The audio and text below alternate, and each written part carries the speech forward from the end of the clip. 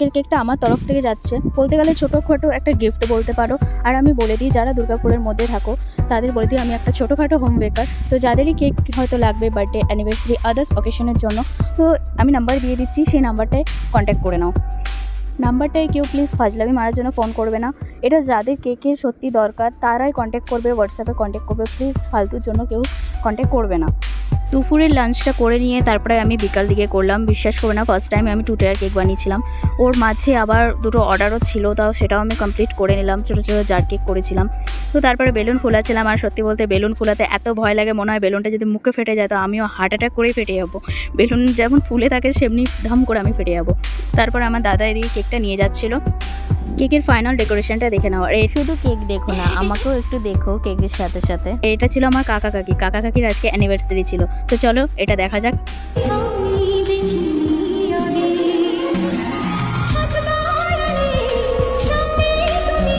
Cake cutting যখন হয়ে যায় আমি তখন সবার টেবিলে গিয়ে একটু ফাজলামি মেরে আসি।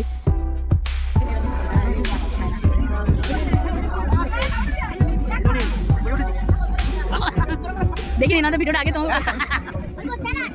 ক্যামেরাম্যানের ভাড়াটা একটু বেশি ছিল, তাই জন্য করে হয়নি, তাই এখানে চালিয়ে দিচ্ছি।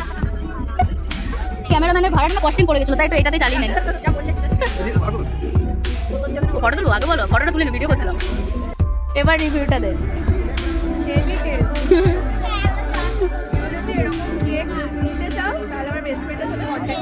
ঠিক আছে।